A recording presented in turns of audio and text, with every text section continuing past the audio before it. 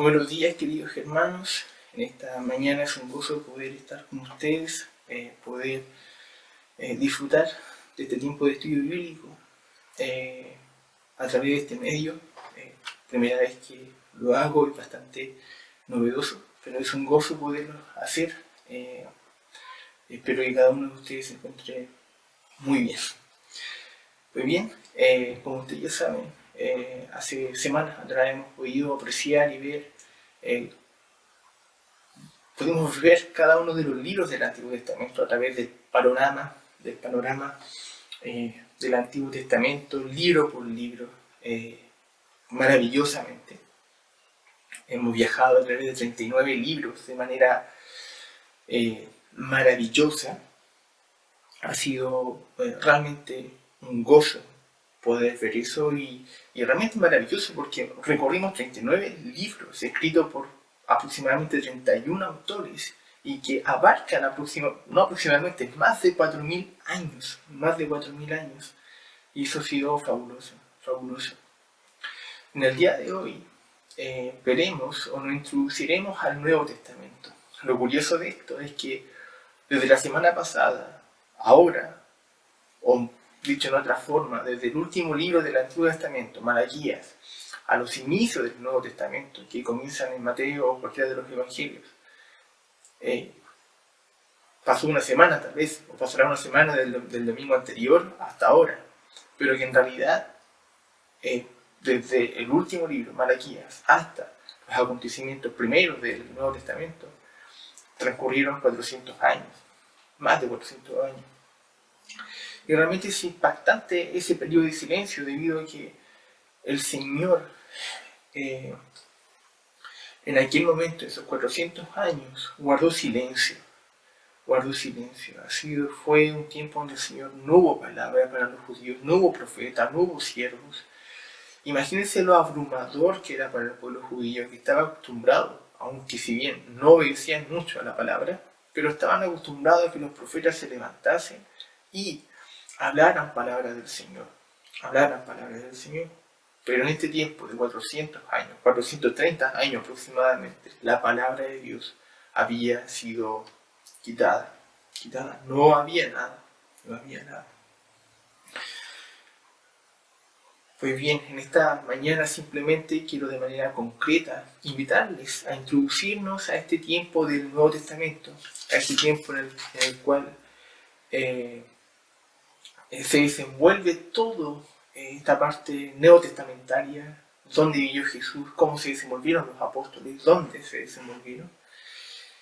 Y de esa manera quisiera hablarle en primer lugar, quisiera hablarle acerca de dos puntos. Primero, acerca del contexto histórico del Nuevo Testamento, y en segundo lugar, un poco acerca del contexto religioso que enfrentaba el Nuevo Testamento. En aquel tiempo también el pueblo judío. En primer lugar, entonces, quisiera hablarle un poco del contexto histórico del Nuevo Testamento.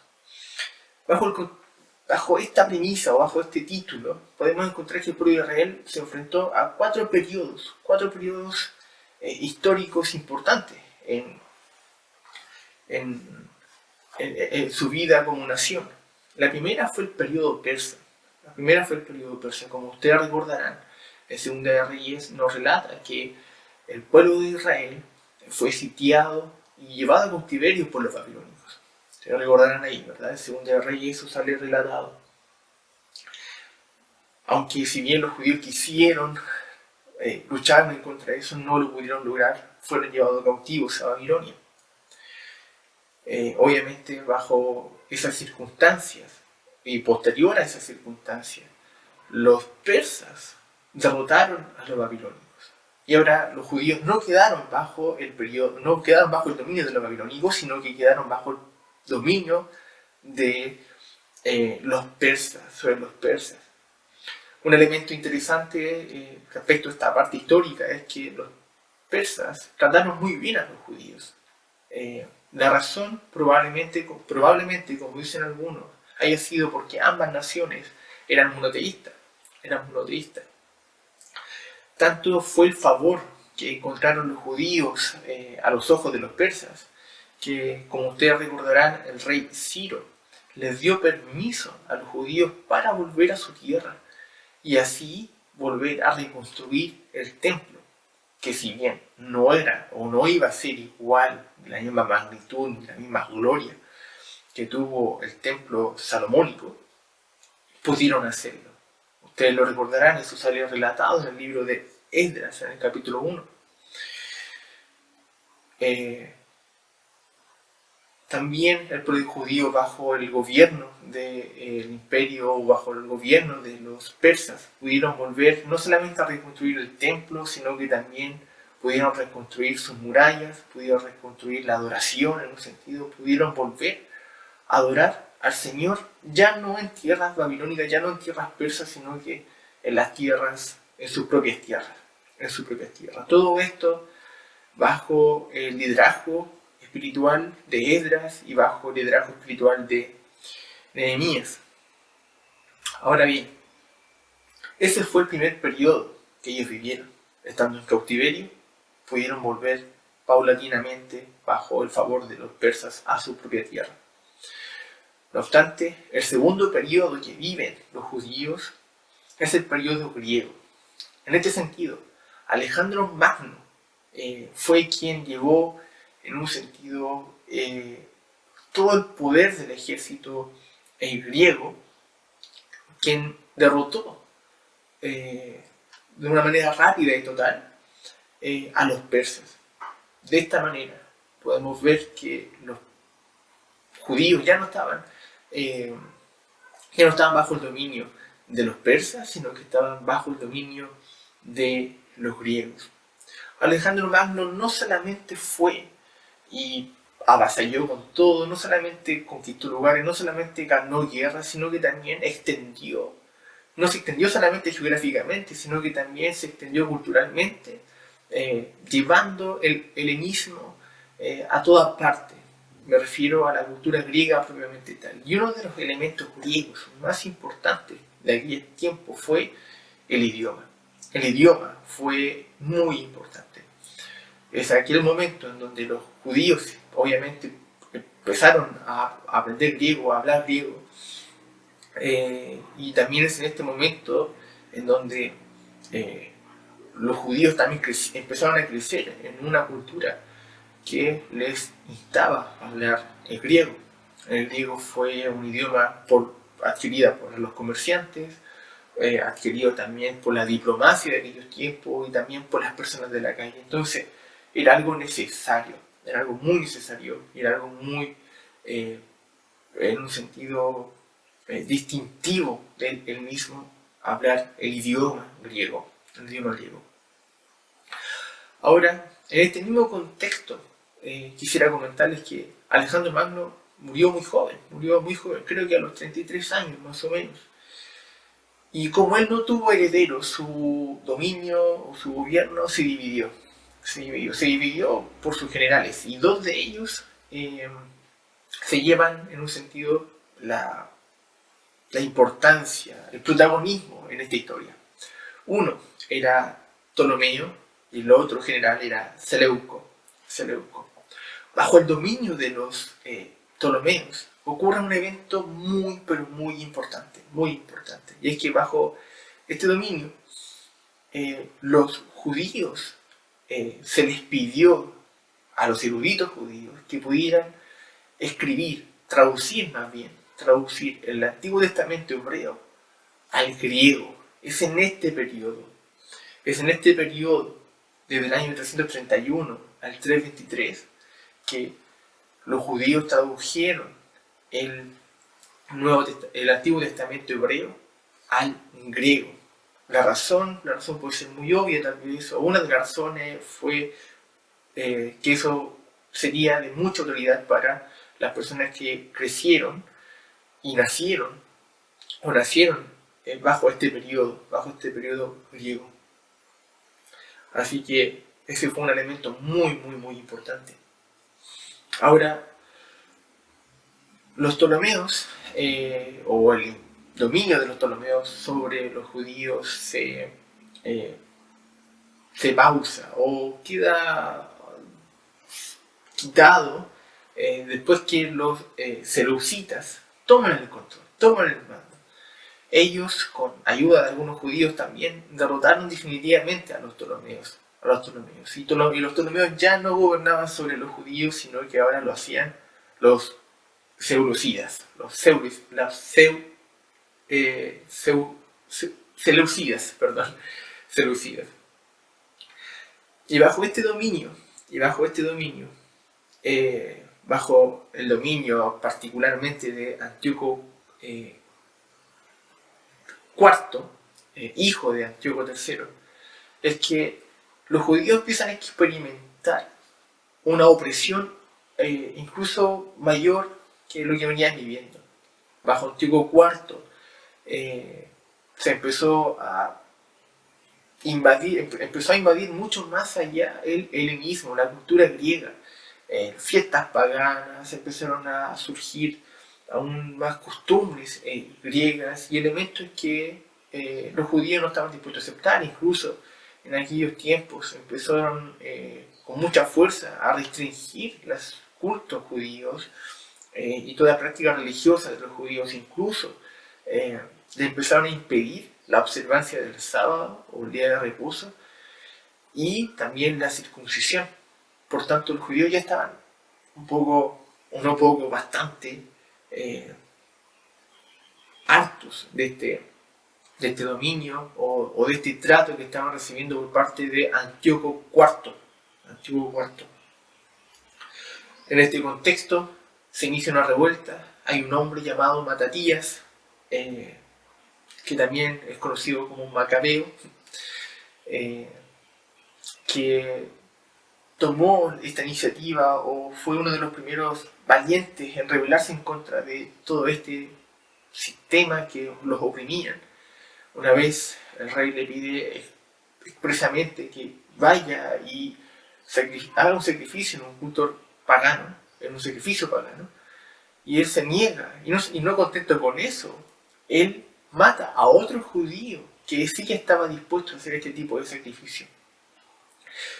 Realmente fue una revuelta, fue un hecho impactante. Él sabía lo que había cometido, él huye con sus hijos, muere sin duda, queda ahí con ese hecho, pero ese hecho impactó de tal manera a otros judíos que su movimiento continuó.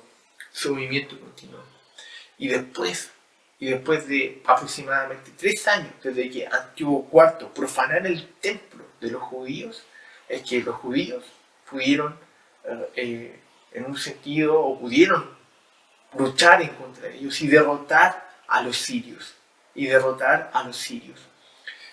Al derrotar a los sirios ocurre un efecto inmediato. ¿Cuál es este? En que los judíos lograron su independencia.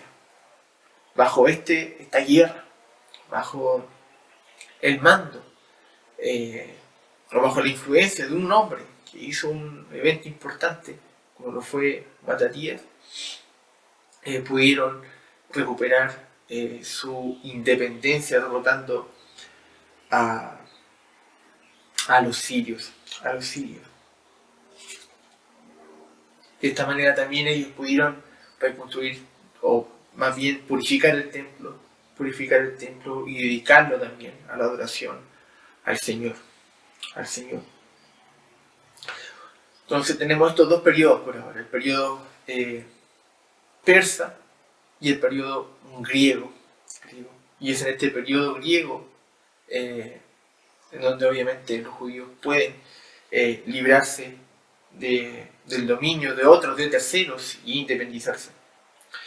Ahora, este periodo de independencia que los judíos tiene un nombre, y ese nombre es el periodo asmoneo, que es el tercer periodo histórico que los judíos viven antes de entrar de lleno como a la historia bíblica del Nuevo Testamento. ¿Por qué asmoneo? Porque probablemente sea el nombre derivado de la familia de Matatías, que era de la familia de Asmón. Ahora,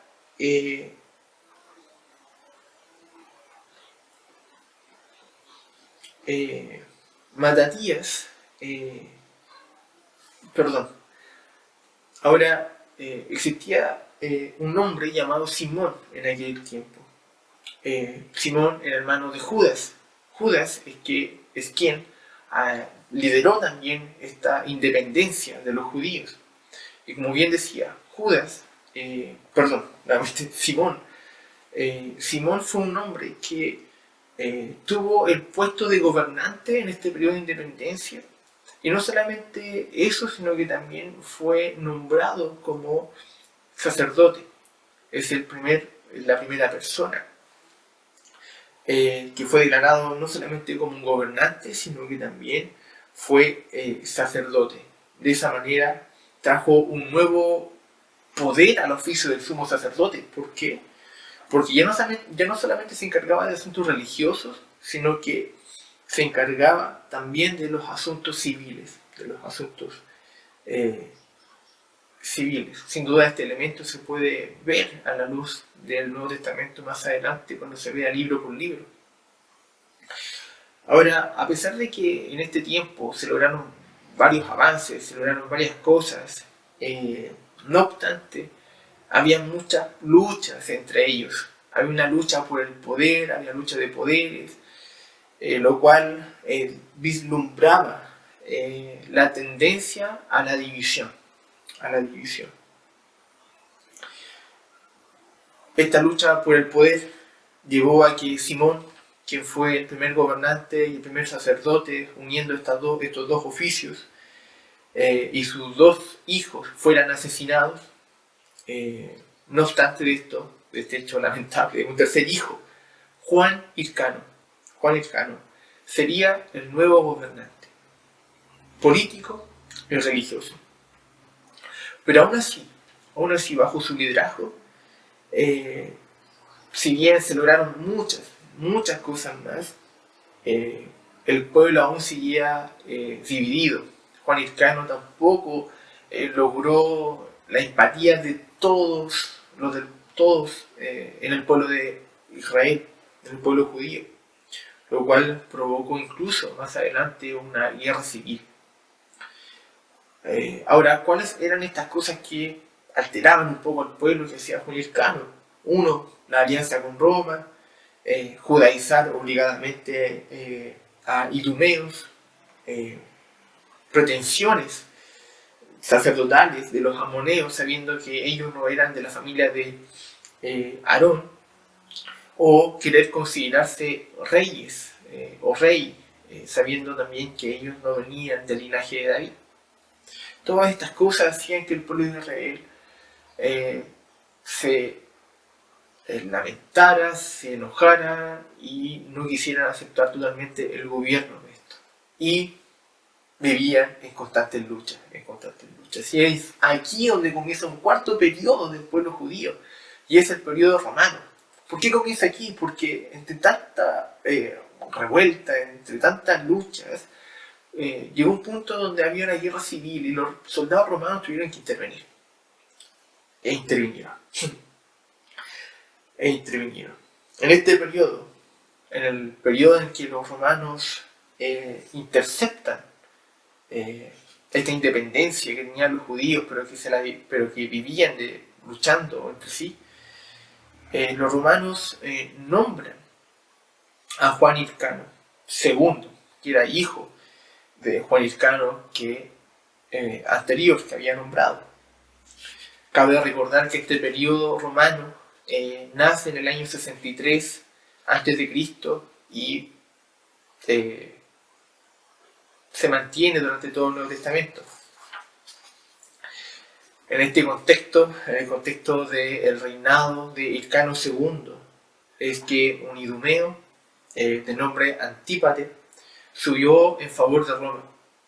Este hombre logró situar a sus hijos en varios puestos de poder. Uno de sus hijos, Herodes el Grande, como algunos de ustedes ya saben, llegaría finalmente a ser declarado un rey y a tener poder dominante en Palestina. Herodes el Grande gobernó desde el año 37 a.C. hasta el año 4 a.C. Como ustedes sabrán, el gobierno de Herodes el Grande fue un gobierno bastante cruel, crudo. Es reconocido históricamente por un gobierno dominante y sangriento, un gobierno cruel. El último gobierno cruel que se le conoce a Herodes, como ustedes ya saben y conocemos, fue la matanza de los niños que se relata en Mateo capítulo 2. En Mateo capítulo 2. Pues bien, en resumen, o tratando de hilar un poco lo que ya hemos visto, es que el pueblo de Israel, el pueblo judío, vivió este periodo de historia, de sometimiento. Vivieron un tiempo independiente, pero no les fue muy bien. Pero el pueblo judío, durante estos 400 años, vivió bajo la influencia de terceros. Vivió bajo la influencia de los sirios, de los persas, vivió bajo la influencia de los griegos. Vivieron un tiempo independiente, pero nuevamente volvieron y quedaron bajo el dominio de los romanos. Entonces todos esos elementos llevaron a una nación de Israel bastante, tal vez diversa en cuanto a sus pensamientos, y había varios elementos que sin duda esto afectaba a la nación como tal. Pues bien, eso en cuanto al contexto histórico. Podemos ver un pueblo en el Nuevo Testamento, una nación judía que viene de luchas, viene de vivir bajo el dominio de de varias naciones, de culturas distintas, que ya no era obviamente el mismo pueblo judío puro en un sentido con un solo idioma, el hebreo, sino que ya se había internado en ellos el idioma griego, entre otros elementos. Eso en cuanto al periodo histórico, el contexto histórico del Nuevo Testamento. El segundo periodo, el segundo elemento que quisiera hablar con ustedes de manera muy simple, y esperando que no sea un poco latoso todo esto, es el contexto religioso del Nuevo Testamento. Usted cuando entra al Nuevo Testamento se va a encontrar con distintos palabras, instituciones, sectas que invadían en aquel tiempo a los judíos. Así como el Imperio Romano tenía un sinfín de sistemas religiosos, también los judíos tenían en mayor o menor medida estas cosas.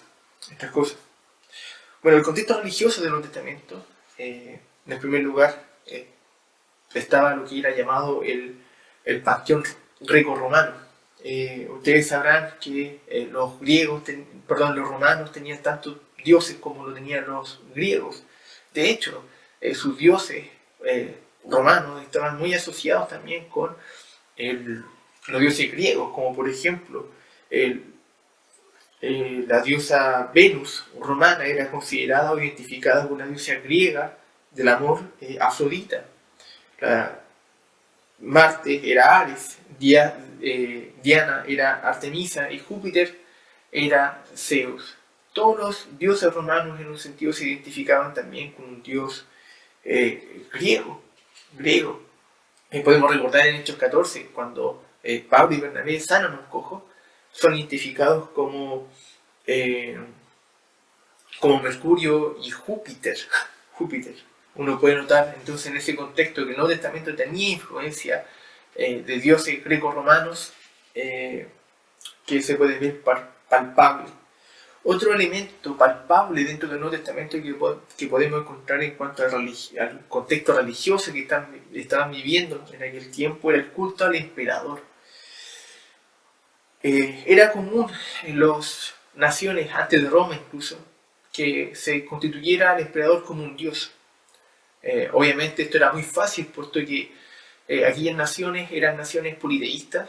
En ese caso agregar un dios más, un dios menos no les afectaba tanto, por tanto no era difícil que agregara un dios más dentro de su lista.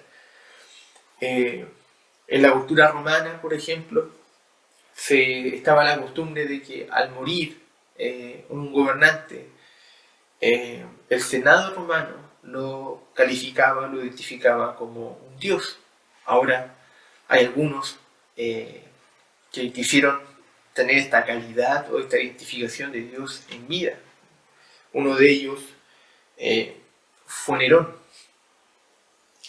Obviamente, como la mayoría de los cristianos del primer siglo que se relatan en el Nuevo Testamento, incluso en la historia del Nuevo Testamento, se negaron a darle culto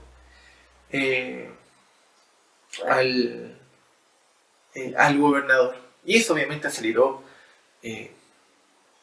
la persecución, aceleró también la matanza de cristianos. Entonces habían dos elementos religiosos que dominaban, o no sé si dominaban, pero sí estaban muy presentes en aquellos tiempos. Un tercer elemento o tercer sistema religioso que había ahí eran las religiones de misterios. Esta religión de misterio buscaba o apuntaba muy concretamente a las experiencias. Ellos no velaban tanto por la voluntad o el conocimiento, ellos simplemente buscaban éxtasis, ellos simplemente buscaban una experiencia única. Y prometían una unión, un éxtasis puntual, preciso, para la vida de las personas. Ahora, ¿por qué era tan atractivo? ¿Por qué enfatizaban tanto el éxtasis? ¿O por qué prometían tanto una unión única con una deidad? Y es porque esa unión del que tanto hablaban prometía y garantizaba la inmortalidad de los adoradores. En otros términos, lo que ellos hacían era pregonar o ofrecían que a todos aquellos que seguían esta religión o esta tendencia iban a poder lograr iban a poder lograr en primer lugar la unión con esa deidad y en segundo lugar como consecuencia iban a lograr su propia inmortalidad. También otro elemento que dominaba o que estaba muy presente en el Nuevo Testamento era el gnosticismo. Ustedes sabrán, varios de ustedes deben conocer este elemento. Esta materia era la que pregonaba que la salvación podría lograrse obteniendo un cierto conocimiento. Esta filosofía se basaba en el dualismo de Platón, quien decía que la materia era mala, pero el espíritu era bueno. Una filosofía que llevó a dos prácticas o dos aplicaciones divergentes, contrarias. La primera, por ejemplo, era el ascetismo, quien suprimía de manera completa todo su cuerpo y sus apetitos y los deseos del cuerpo, los eliminaban, no dejaban que eso tomara en cierto sentido el dominio de sus vidas. Eran escépticos en ese sentido, no escépticos, sino que se limitaban en ese aspecto. Y el otro punto era el libertinaje, porque decían, bueno, si el cuerpo era malo y el cuerpo al final igual se va a perder, por tanto, seamos libres. Entonces ellos satisfacían su cuerpo y sus apetitos carnales, por decirlo de alguna forma. Habían otras filosofías más también en el Nuevo Testamento, como el epicureísmo. Estaba también los cínicos, no son los cínicos que hoy conocemos, sino que más bien ellos consideraban que la virtud suprema era una vida sencilla, despreocupada, rechazaban todo lo que era popular, todo lo que significaba comodidad, todo lo que significaba abundancia y prestigio social. Ellos simplemente vivían una vida sencilla. Y también existían los escépticos. Ellos simplemente eran relativistas, rechazaban la idea de nada en absoluto. sucumbían a la duda y a la conformidad a las costumbres dominantes. Por tanto, en ese sentido tenemos estos elementos religiosos que aparecen en el Nuevo Testamento que ustedes pueden encontrar. Pueden encontrar en ciertas partes del Nuevo Testamento cosas del gnosticismo. Ustedes sabrán, Colosenses ataca precisamente esa materia, y entre otras cosas. Y un segundo elemento dentro del contexto religioso de aquellos tiempos era lo religioso en cuanto a Israel. Si bien todo lo que mencioné ahora, o intenté mencionar ahora de manera muy concisa, de manera rápida, era el contexto religioso en general, en el mundo que estaba desenvolviéndose el pueblo judío y en donde también se desenvolvió nuestro Señor Jesucristo.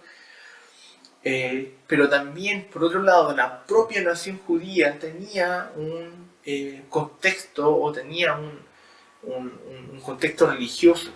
Y es ahí donde aparecen ciertos sistemas religiosos, ciertos partidos políticos que estaban en aquel tiempo presentes. Uno de ellos eran los fariseos. Uno de ellos de los fariseos, ustedes sabrán, el término fariseo viene de un término hebreo que significa separar. Desde el regreso de los judíos de Babilonia y a lo largo del periodo intertestamentario creció un movimiento de pureza, tenían celos por las cosas del Señor. Ese movimiento fue conocido como los puros, aquellos que querían simplemente agradar la ley del Señor. Probablemente ese haya sido el movimiento en que el pueblo, los fariseos hayan nacido, la secta de los fariseos hayan surgido. Otro elemento importante es que los fariseos creían intensamente en la separación de los caminos y de las prácticas de los gentiles. Los fariseos tenían una lealtad inflexible hacia la Escritura y deseaban vivir realmente de manera estricta a la ley. Pero ese deseo que tenían por obedecer a la ley, más que a un beneficio, terminó siendo un perjuicio, terminó siendo un elemento complejo para ellos, llevando a crear o a crear cargas mucho más pesadas para el pueblo, creando normas que iban a ser realmente una carga para el pueblo. Ellos se enorgullecían de su separación y de su conocimiento, se consideraban mejor que todos los demás, eran arrogantes. El número de los fariseos en los tiempos de Jesús era cercano a los 6.000 aproximadamente. Si bien no era un grupo tan grande, pero tenían mucho apoyo del pueblo, los fariseos también venían de una clase, la clase media del pueblo. Si bien aún así había ciertos sacerdotes y también algunos levitas por ahí, pero mayoritariamente los fariseos venían de la clase media del pueblo judío. Algo más respecto a los fariseos es que si querías ser parte de ellos, tenías que primero pasar un año de prueba para medir qué tan celoso eras de la ley. Por otro lado, también decir que los fariseos no solamente se reunían en sinagogas, sino también se reunían en sus propias comunidades, generalmente la víspera del sábado. Y cada vez que ellos se reunían en las sinagogas, también participaban de la enseñanza y de la instrucción de la ley. Otro grupo que se veía dentro del contexto judío en el tiempo del Nuevo Testamento eran los escribas. Ustedes por ahí en el Nuevo Testamento van a encontrar algún elemento, alguna palabra en relación a los escribas. ¿Quién eran los escribas? Básicamente eran los intérpretes de la ley. Eran personas no eran una secta y tampoco eran un partido político, sino que eran hombres eruditos, eran hombres capaces, capacitados, que interpretaban la ley. Probablemente usted en el Nuevo Testamento lo va a encontrar también por el nombre de maestros de la ley. Maestros de la ley. Ahora, ellos no solamente interpretaban o enseñaban la ley, sino que también los perseguían a aquellos que violaban la ley. Era lo que hacía Pablo cuando perseguía a los cristianos en Damasco. Él, como buen escriba, no solamente enseñaba y no solamente instruía la ley, sino que también los perseguía. Los perseguía. Ahora, un elemento también importante es que la mayoría de los escribas pertenecían a los fariseos. Pero por otro lado, la mayoría de los fariseos no eran escribas. Eso también es un elemento importante a considerar. Ahora, un tercer grupo que también existía en los tiempos del Nuevo Testamento eran los saduceos, que usted va a poder encontrar ahí en los escritos del Nuevo Testamento. Ahora, todo esto voy muy rápido en honor al tiempo y también porque sé que más adelante van a poder ver otras cosas. Están los saduceos, quienes eran simplemente una secta. El nombre saduceo se pudo haber originado por el nombre Sadoc, que era un sumo sacerdote que ofició en los tiempos de David y Salomón. Otra posibilidad es que venga del nombre Sedeká, que significa justicia, algo que probablemente no le haya hecho honor al nombre de los saduceos debido a sus prácticas. Estos saduceos eran menos que los fariseos, pero a diferencia de los fariseos, aquí los saduceos lo componían personas ricas, personas de autoridad política importante. Los fariseos estaban compuestos recuerden, por la clase media. Los saduceos en este caso estaban compuestos por personas de autoridad política, ricos, poderosos. Como secta, ellos dejaron de existir para el año 70 después de Cristo, después de la destrucción del templo de Jerusalén. Un cuarto grupo religioso, probablemente religioso, eran los esenios. Muchos dicen que los esenios venían también del mismo grupo donde se originó los fariseos, pero a diferencia de los esenios, aunque no lo crean, eran pero mucho más duros que los fariseos. Tenían normas mucho más estrictas. De hecho, ellos no vivían juntamente con los pueblos, sino que se separaban y iban a vivir a otros lugares fuera de la ciudad, fuera de la comunidad judía. Eran conocidos por su estilo de vida estricto, más gravoso que los fariseos. Si bien en el Nuevo Testamento no son nombrados, muchos dicen o relacionan a Juan el Bautista como un esenio, o algo que no comparto, pero algunos dicen también que Juan el Bautista tuvo contacto con ellos. Ahora, para ir concluyendo, básicamente los últimos elementos que quisiera compartir con ustedes son los movimientos políticos que existían en aquellos tiempos. Estaban los herodianos. Los herodianos eran un partido político que, como bien el nombre lo dice, eran partidarios de la dinastía herodiana. Estaban a favor del helenismo, estaban a favor de que la cultura griega se diseminara, la cultura romana se diseminara.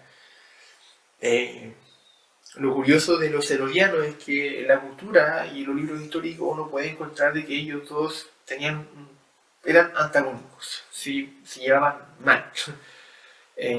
No eran muy amigos, que digamos, pero una ocasión, que se relata en Marcos 3, versículo 6, y en Marcos también capítulo 12, relata que los fariseos y los herodianos unieron fuerzas para un enemigo común, que era Jesús. un elemento realmente curioso que probablemente usted ya sabía.